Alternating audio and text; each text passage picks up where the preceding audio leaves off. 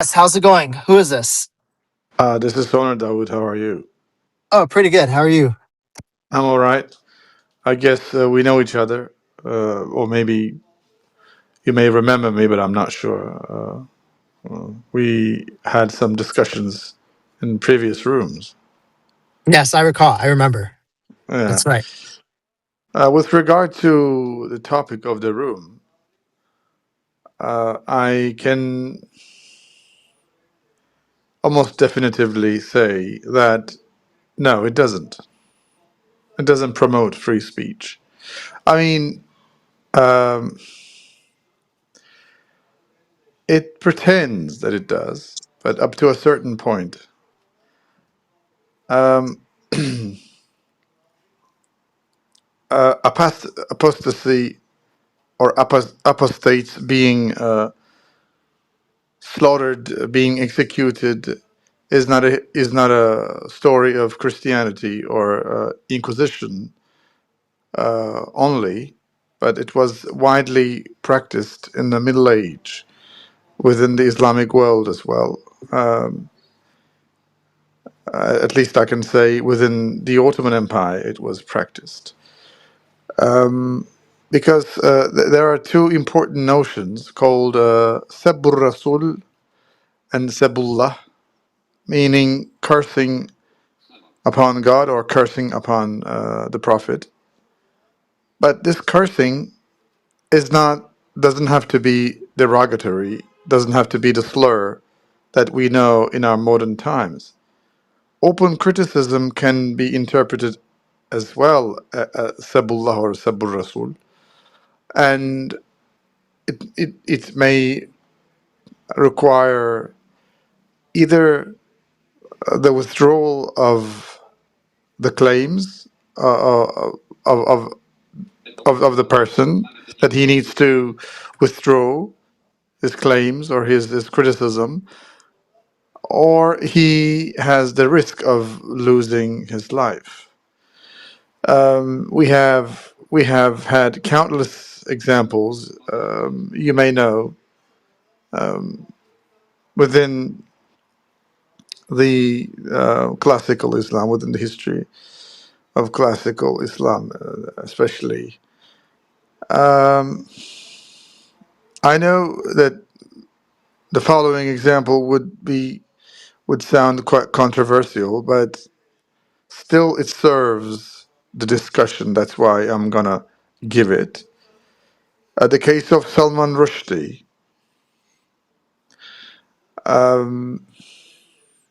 I'm sure the majority of the Islamic world, the majority of people did not even read the book itself.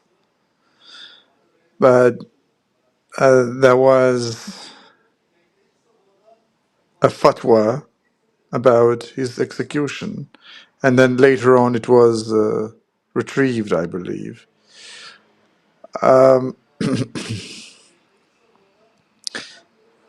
And interesting enough that the fatwa came from the Shiites, from Khomeini, right? But the characters so-called insulted in within the book, such as the wife of the Prophet, is indeed not approached with a sympathetic sentiment within the Shiite world, actually. But that fatwa came, and for though it was retrieved, it was withdrawn at a later time, I believe. The murderer waited for more than 20 years or so and attacked Rushdie during his speech in a conference, I believe, in a meeting in the States. And he lost, I mean, Salman lost one of his eyes, I believe, and badly wounded. So, yeah, That's what I can say for the to begin.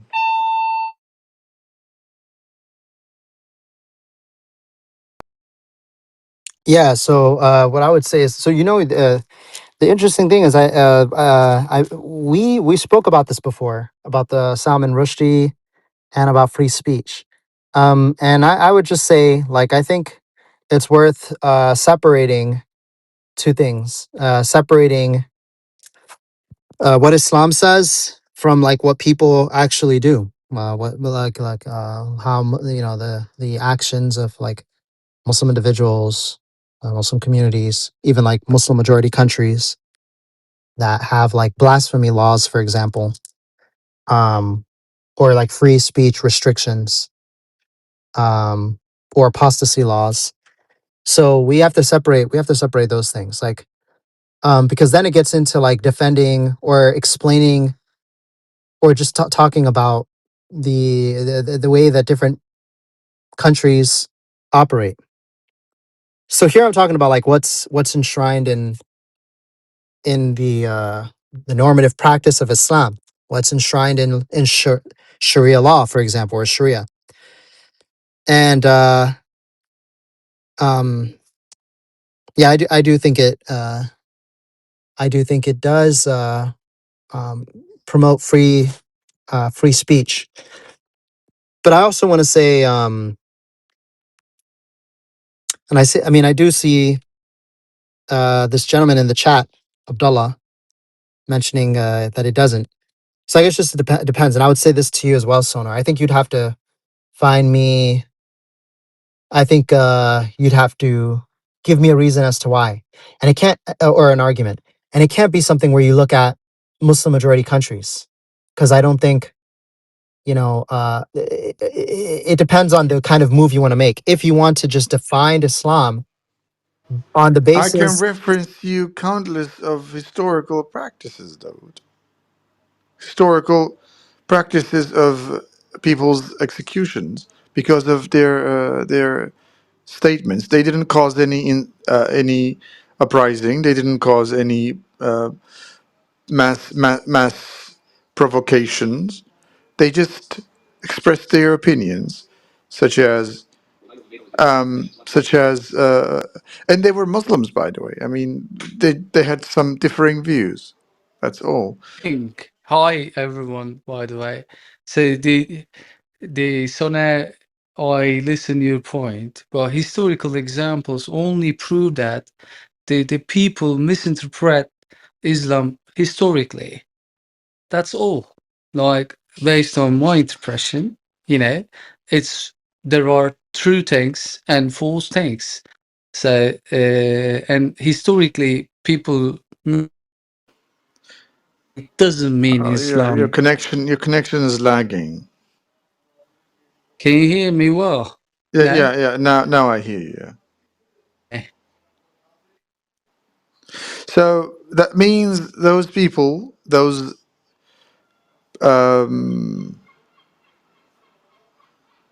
people holding the power of jurisdiction, almost unexceptionally misinterpreted. Then, what do you think? I So think. what Wait, then? so I think, but Paul, I wanna kind of fine tune what you're saying a little bit by saying this.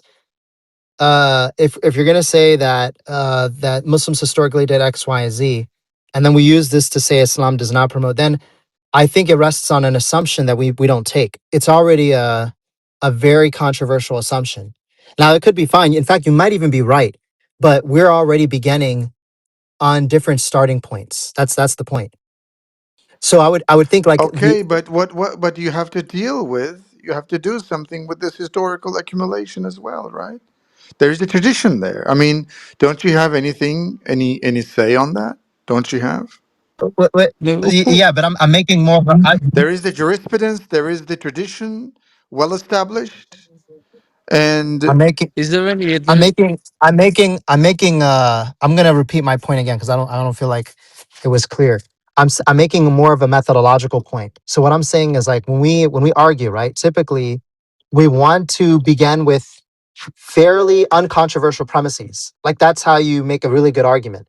You start on something that both people can agree with, and then you try to argue for the conclusion that's more controversial. And this conclusion is what you're trying to convince the other person of. What I'm saying is the argument, your argument already rests on on certain premises, on certain assumptions that's already they're already controversial to begin with. Why So I'm making a controversial, Dawood? Those decisions, those executions base themselves to Sunnah, to Ijma, to those traditional pillars of Islam, to the text, to the Hadith, to Sirah, to Quran, and to the practices of the Prophet and the companions and the Tabi'in and the caliphs and the successors. So, what do you say of that? I mean, we cannot ignore those facts. We cannot ignore those practices, or should we? you may have a good point, but I think this the methodological point is still I think it's still not being clear. You're trying to so we're arguing we're arguing about one thing, and and you have an argument that you're trying to advance, a very powerful one. And what I'm saying No, is, my argument is that conducting a discussion, conducting a debate, a philosophical debate, as if that historical accounts, as if that historical side doesn't exist, doesn't make sense to me.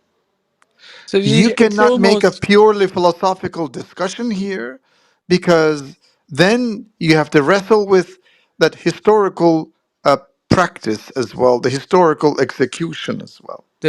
there is one thing take my attention, Soneh. So you can't make any sentence without historical, traditional successor Of individuals. course, yes. So you Of course, I should do. so Of we course, I can't. should. Yeah, I should that's give. the problem. So okay, so I think okay, I'll give you an example. So in Eastern Europe, for example, they are quite like if they're not killing, they're bullying the gay people for centuries. Like, can we promote that? Like the Catholics are promoting killing LGBT people. Can we say that? It's the We same can. logic. We can say that the institutional church, No, the no, we are Catholic talking about individuals. We are institutions. talking about historical incidents. Excuse me. Yeah. We can easily say that the Catholicism institutionally supported it. Yes, promoted anti-gay, anti-homosexual sentiments, and they not only that, they promoted the slavery as well. So institutional means in one some certain. one second. I just want to look. The reason I try to like always bring us back to the point, because we tend to go in a lot of different directions, and it always allows for the point No, to I'm be trying escaped. to answer the Or guy, when the speakers, the once guy's question. I know, one second, but I'm trying. I think my point is still being lost. I said it 3 times, so I'm going to try a fourth time, a different way. So you know, when we argue or discuss with each other, I think ideally we try to do so like rationally, logically, and I think from my understanding, if you guys think it's wrong, you can let me know if it's wrong. If you guys want to discuss in a different way where we're just bringing up random stuff, we can do that as well. But I just want to know, like, what do you guys feel would be the most effective way to have a rational discussion? So typically, when we are arguing for things that we disagree on, right? We want to start from premises, from reasons that are that would, you know, that are very like they're minimally like controversial. They may be controversial, but we want to try and make it as minimal as they can be. Like, I'm not going to start a discussion if I'm trying to prove something to you. I'm not going to start from my belief in the Quran, because I know, Soner, you don't believe in the Quran. So it wouldn't even make sense for me to start with that. So what I'm saying is, like, we would start from premises that for the most part we wouldn't have problems accepting it. Ideally it would be like premises that we all accept. And then that's how we have a discussion where we build on those premises. Now, what I'm saying And is, my you question to you is, why do you want to isolate it so much? I mean, isolate the conducting of the debate so much. I mean, how can we assume that such a historical accumulation doesn't exist? How can we conduct? My question to you was that how can you think that we can conduct a purely philosophical discussion based on principles or premises? how can we conduct a discussion based on purely philosophical, based on premises? Yes, without considering the historical background, without considering the practices, without considering the executions So, and jurisprudence. I think, see, I think this is getting to another different point. My only point is, I mean, it's not even really about this. Is more of a broader, like, philosophical point. My point is, you may be able to. You're right, My and question you may is, be. how do you decide? I mean, how do I we, according I to what, according to what principles or I points we decide to exclude or include I, things in our no, I heard you. discussion, the components? I heard you. Yeah, no, no worries. I heard. What I was gonna say is, I think that, so that's going to depend. So that's why I said it's a much broader point. It's going to depend. So if you're speaking to people who already agree with those assumptions, then you can use those premises to kind of build to an argument that you want to make. If you're speaking to people who agree with you, and I'm just telling you, like, right here in this room, it seems to me like Paul disagrees. I fundamentally disagree. So with an assumption you already began with, you already started with a All controversial right, assumption. let's set the base first. Let's set the basis first. Then, I mean, what such I'll, what I'll tell you what I'll tell you what the assumption what was. should it include? What such a discussion should include and should not? Do you think? I mean, it can include anything you want with the exclusion of, like, controversial. I'll give you an example. If a Christian came up here and said, like, "Look, I think you guys are wrong because my Bible says so," he's already starting with a very controversial assumption. Like, we don't believe in the Bible. So I'll say this: you can start with anything. I mean, you could do. I'm not going to limit you, but reasonably, we would hope that we wouldn't start with a controversial premise. So you're the one you the controversial premise. But I don't give you any controversial Yeah, so premise. I I was talk just about I historical accounts. yeah, I was I just about talk to about I was historical just events to you. I was just about to tell you that. Yeah, so I think the controversial assumption you came with is that Islam is defined by the history of Muslims. We don't accept that.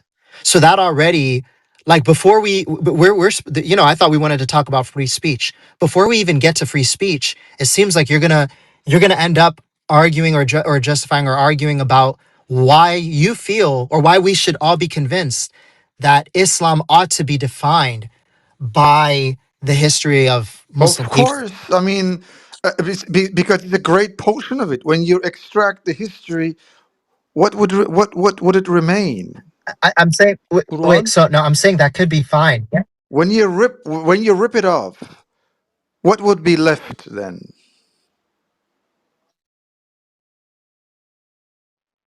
Does anyone else know what I'm saying? I've tried like 5, 6 times. The point is not about the history. You keep missing my point. I'm making a methodological point about how we're doing philosophical reasoning. So I think there's, like, something fundamental, like, this kind of discussion is going to lead us to all kinds of tangents, is what I'm saying. Hmm. And I don't know if you see that. I don't know if it may just be me if nobody else sees it. So I don't know if Paul or Ryan understands what I'm saying and could explain it a little No, bit I better. do understand, but I'm afraid that this Sonar's points or like just educated Islamophobia. That's all. These are all No, no, no. That's not. nonsense. You know, like it's all promoted from the same resources. Islamophobia. If you check that, if all promoted from the same sources, same people, same individuals, same organizations, What you they're Wait, all do Paul. doing the now same is things. intention Like reading. You are trying to you read cannot my say intentions. you cannot argue You're trying to. methodologically. You cannot argue methodologically. Islam doesn't promote free speech or not. You're just saying that about 1,000 years ago, some guy did something. Yes, you see, this is Dear my Paul, example. dear Paul, dear friend, I think you are making, assumptions, and those assumptions belong No, to this you. I I see mean, the pattern. this I is see this the is this is pattern. intention I'm reading. living in This is the it. mind. You're trying to read my I'm just mind, and you're recognizing trying the to. pattern. That's all. No, actually, there is not a pattern here. We are trying to understand. We are trying to clarify what such a discussion, such a proposition should include. And Dawood said that we should not bring controversial matters to the table, and I'm trying to understand why. Why we should pretend as if that history doesn't exist or didn't exist. Well, I'm not saying that. Assalamu alaikum wa rahmatullahi wa barakatuh. Walaikum salam wa rahmatullah. Well, I'm not saying we shouldn't talk about controversial matters. But all I'm saying is, ideally, I mean, I guess maybe, and I guess some people may do that. But I'm saying ideally, we would want to try and begin with premises, with like reasons that or assumptions that we all share. But the assumptions that we largely like, there's largely some overlap, right? Maybe we may not share them like completely, but it seems to me like you've started from an assumption that nobody shares. So that already, before we get into like the argument, the reasons for your argument already requires a justification. It just seems, it just seems like it just seems like it requires more work from you. So I don't know, like if Ryan understands I this point. think But I think you have the maybe I wouldn't say burden, but you should tell us on what principles. What's going on? Maybe Yeah, I you. don't think, look, I don't think there's an issue with saying and accepting that Islam approves of executions and that the Prophet sallallahu alaihi wasallam ordered assassinations of certain Yes. people and Yeah. executed. So this is Yes. from our deen and this is from the seerah. Yes. And we, And I hold on say a second. Hold on a second, bro. I say the same, mate. And we I say the love, same. and I we, say the same. yeah, hold on. And we love the Prophet sallallahu alaihi wasallam. We love Okay. those who love him, and we despise those who despise him. That's it. Right? That's it. So I love my religion, right? And I love your And honesty. I love the prohibitions, and I love the ordains, right? Okay. So when I hear that the Had involves an execution, I love that for the sake of Allah. Don't Okay, tell me. I don't get Don't uncomfortable with it. tell I me. don't water it down. Don't. Hold on. Don't tell it to me. Tell it to Dawood. I mean, he's That's fine. he's the Dawood, one. He's the one not very happy about putting Assalamu those alaikum. points on the table. wa alaikum So salam wa Walaikum yeah, I salam wa rahmatullah. think rahmatullah. there's a lot of people who doesn't like controversy because, for example, today many executions on media members who are reporting things from Gaza because they're not allowed to speak. And this seems to be like a controversial subject for many people who are Zionists or think that, yes, Palestinians should not be able to speak, let alone live. So a lot of people who are in the media, hundreds actually were sniped and killed because they actually are using free speech. And for some reason, they don't want those people to have free speech. So the Western media, the Western colonizers and the free speech, gurus out there are not really reporting it or speaking about it or even doing something about it. Because it seems, free speech is only for us, but not for the Muslims, not for the Palestinians. And I understand that. It's just the basic double standards and hypocrisy because it seems that it's just for showmen. You just want to say that you have free speech, but you actually don't allow it because if anyone wants to use it, he gets killed. The last 3 years, I mean, we can actually give you a link where the names of many people who actually been executed, sniped, or whatever, even kids, just because they were crying. Why would we have a crying kid? No, we should not allow kids to cry. We can just shoot them in the head. This is actually shows why many people don't like a controversy topic. They're uncivilized. They're very. You know what? I think uncivilized people should not be given free speech. Like people, for example, from the West, they would no problem spend 30% of their income on taxes so that they can fund the Zionists, and shouldn't really be allowed to express their opinion because it seems that it's non sequitur. I want to say something to Ryan. Ryan, you're not really helping the conversation. With all due respect, brother, because you don't realize that you may indirectly be validating a very controversial point that he made, and I'm trying to keep that in check. I'm trying to say, like, look, uh, you can't begin with when you're trying to make an argument, you can't begin with something that we already disagree with. Now, I don't know that other guy, Paul, who was here, but that guy, I don't even know if he was Muslim, but even he disagreed. And I would think you disagree as well. The assumption was that Islam is defined by the historical practices done by Muslims. The historical practices of Muslims define what Islam is, and this is not an uncommon view. Sadly, there are a few I don't a few look. I a don't few. disagree with that in the absolute. I don't disagree with that.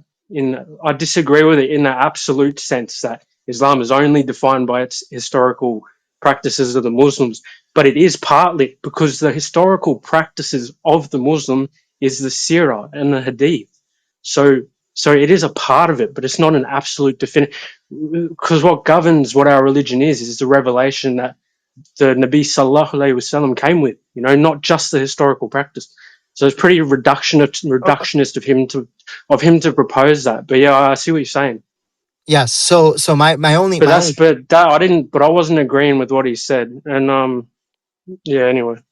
yeah. So my the point that I've just for I don't know why it's like so hard like it's so hard for that point to land for some reason, but the only point is, before we talk about whether Islam promotes free speech or not, if we're not even going to agree on what Islam is, like if we're going to start with like some questionable assumption of what Islam is, then we're not already starting on good grounds. That was my whole point. And when Sonar comes back, I don't know if I tend to feel like I have a problem explaining things. If anyone else can explain it clearer than me, that's the point. Before we even get to the Prophet ﷺ and this and that, and even an answer to this question, we can't begin when someone already feels like, well, Islam is defined by what Christians think. No, like my whole point is we're gonna begin with reasons or stuff, and it doesn't matter. It doesn't matter if it's true or not.